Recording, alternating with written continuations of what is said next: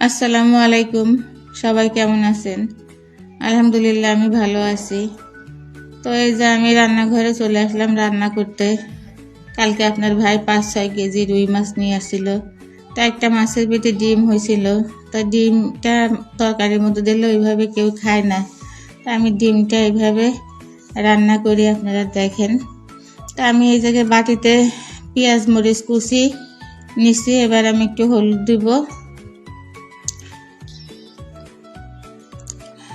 হলুদ দিয়ে এরপরে আমি সামান্য ঝালের গুঁড়া দিব, সামান্য লবণ দিব,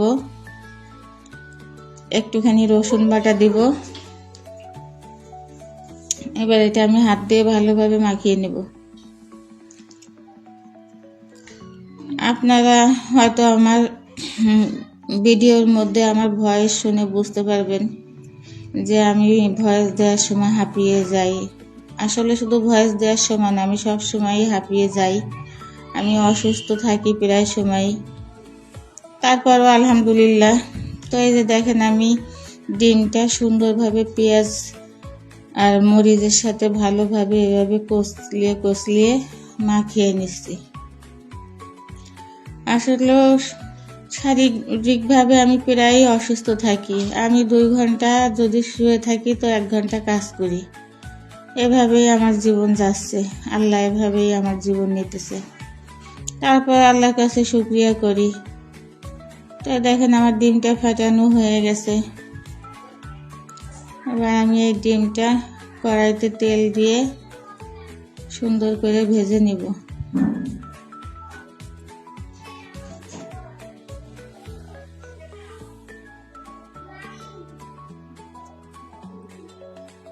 তো আমি যে বিসমিল্লাহ বলে কড়াইতে তেল দিয়ে দিলাম ডিম ভাজার জন্য।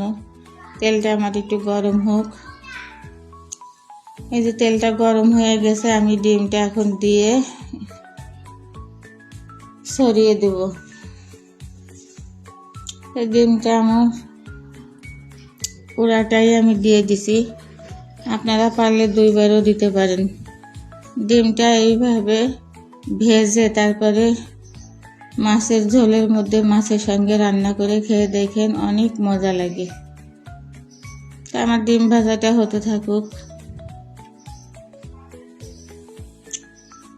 আমি একটু আলগা করে দেখছি যে ওই পাশটা ঠিক মতো হয়েছে কিনা। তো আমার ওই পাশটা ঠিক মতো হয়ে গেছে। এবার আমি উল্টিয়ে দিব। উল্টিয়ে আর এক পাশ আমি ঠিক করে ভেজে নেব। তো এই যে আমি ডিমটা উল্টিয়ে দিয়েছি, আমার ওই পাশটাও ঠিকঠাকভাবে ভাজা হয়ে যাক। তো আমার ডিম ভাজা হয়ে গেছে। এবার আমি কড়াইতে তেল দিব। তেল দিয়ে আমি মশলা কষিয়ে মাছগুলা দিব। মাছগুলা কষানো হলে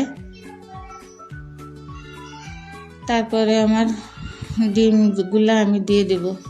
তো এই যে দেখেন একসাথে আমি পেঁয়াজ বাটা, রসুন বাটা, আদা বাটা সব একসঙ্গে বেটে আমি নিয়েছি। এবার আমি তেলের পরে মশলাটা একটু নাড়াবো। মশলাটা তেলের সাথে মিশিয়ে দিয়ে আমি হলুদের গুঁড়া, লবণ, মরিচের গুঁড়া এগুলো অ্যাড করে দিব। তা আমি এই যে হালকা একটু পানি দিয়ে মশলাটা আবার একটু নেড়ে দিতেছি। আসলে অনেকে অনেকভাবে রান্না করে। রান্না যে করতে পারে সে যাই রান্না করুক তাই কিন্তু খেতে স্বাদ হয় এবং দেখতেও সুন্দর হয়। অনেকের আছে তরকারির কালার আসে, স্বাদ আসে না। আবার অনেকের আছে যে কালার না আসলেও তরকারিটা খেতে মোটামুটি স্বাদ লাগে। তো দেখেন আমার মশলাটা কষানো হয়ে গেছে। আমি আবার অল্প একটু পানি দিয়ে মশলাটা আর একটু কষাবো।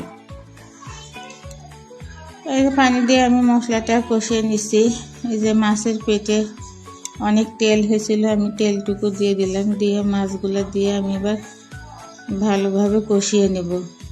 আমি মাছ বিশেষত বেশিরভাগই ভাইজে রান্না করি বা ভুনা করি বা তরকারি দিয়ে মাছ ভেজে রান্না করি।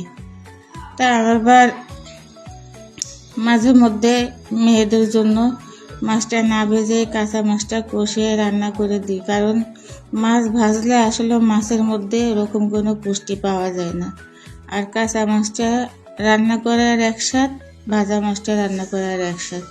তো এইদিকে দেখেন ডিম ভাজাটা আমি সুন্দর কিউব করে কেটে নিয়েছি। তো এই যে আমি ঝোলের পানি দিয়ে দিছি, ঝোলের পানিটা আমার ফুটে গেছে। আমি ডিমগুলা এখন ঝোলের মধ্যে ডুবিয়ে ডুবিয়ে দিয়ে দেব।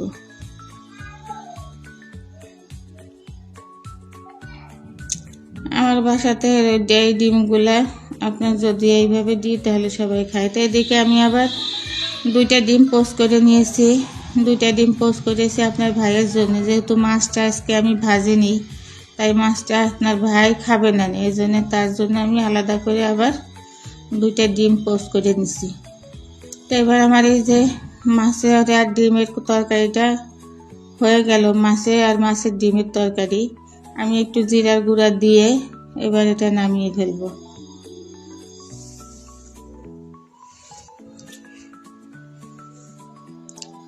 এই যে আমার তরকারিটা হয়ে গেছে। এই যে আমি আরেকটা কড়াইতে তেল দিয়ে পেঁয়াজ কুচি ও কাঁচামরিচ ফাড়ি দিয়ে দিলাম। আমি এটা হালকা একটু ভেজে নিয়ে ডিম 2টার সাথে মিশিয়ে দিব। যে ডিম 2টা আমি পোস্ট করেছি আপনাদের ভাইয়ের জন্য, সেই ডিম 2টার সাথে এই পেঁয়াজটা মিশিয়ে দেব। তো পেঁয়াজটা আমি তেলের পরে একটুখানি ভাজে নিই। আমার ভাজা হচ্ছে। তো এই যে আমি অল্প একটু লবণ দিয়ে দিলাম, কারণ ডিম পোস্টে তো অত লবণ লাগে না, অল্প একটু হলুদ দিয়ে দিলাম। এবার আমি এটা আবার একটু ভালো করে ভেজে নিই।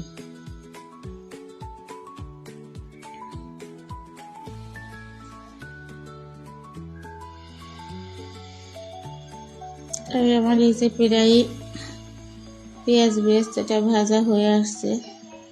এভাবে ডিম পোস্ট করে, ডিমটা পোস্ট যখন করবেন তখন দেখবেন কুসুমটা ভিতরে যেন পুরাটাই না হয়, কুসুমটা যেন আধা সিদ্ধ হয়। আধা সিদ্ধ এরকম নরম করে ডিম পোস্ট করে এভাবে পেঁয়াজ মরিচ একসাথে একটু হলুদ লবণ দিয়ে ভেজে মিশিয়ে নেবেন, দেখবেন এই জিনিসটা খেতে অনেক ভালো লাগে। তো আমার এই যে 2টাই মেনু রান্না হয়ে গেল। হ্যাঁ, আল্লাহ হাফেজ।